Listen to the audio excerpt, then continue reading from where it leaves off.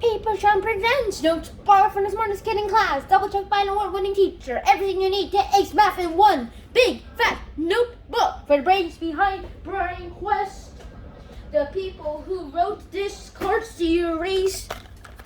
And this is not sponsored by Brain Quest. If you're wondering, this is just some credit because it doesn't say who wrote the Big Fat Notebook series. And this is also a good way to test your brain. Also, these cards don't tell you who wrote them. So, yeah.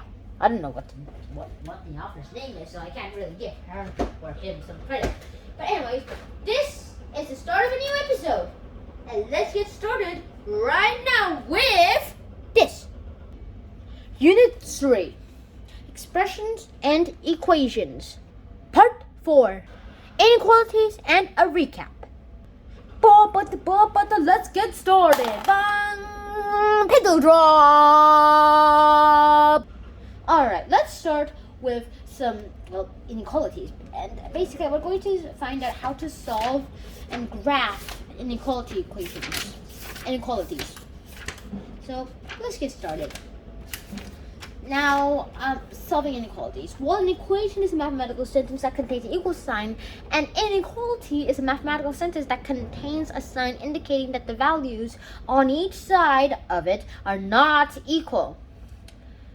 For example, x is greater than 4, x is less than 4, x is less than or equal to 4, x is greater than or equal to 4.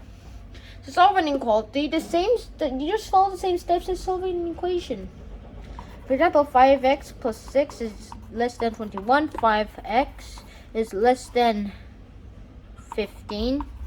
X is less than 3. And there's only one difference. Anytime you multiply or divide by a negative number, you must reverse the direction of the inequality. Some kids call this the flipping inequality rule.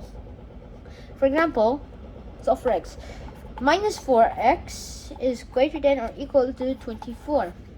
So x is less than or equal to minus 6 because flip the flipping inequality rule. Awesome. Alright, that was a cool name, but let's get on with the actual thing. And now graphing inequalities is a different matter. In this case, you have to graph it not on like those fancy planes you see, but on a number line.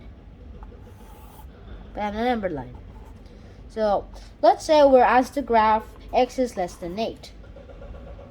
So let's say here's 0 and here is the 8 on the number line. Since it's less than with no less than or equal to, then you just draw a circle above the 8, do not fill it in, and since it's less than 8, from the outer side of the circle, go in the less than 8. All bold line.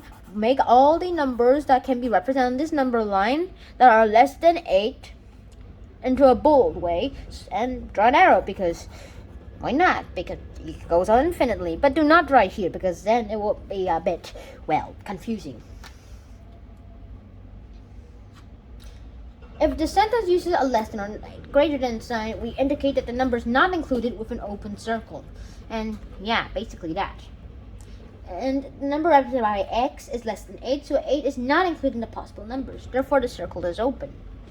If the sentence uses a less than equal to or greater than and equal to, we indicate this with a closed circle to indicate that the solutions could equal the number itself. So, for example, x is greater than or equal to 0 graph would be like this.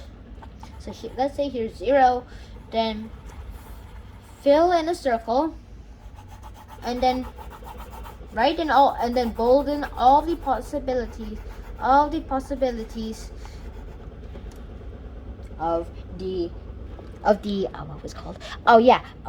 numbers.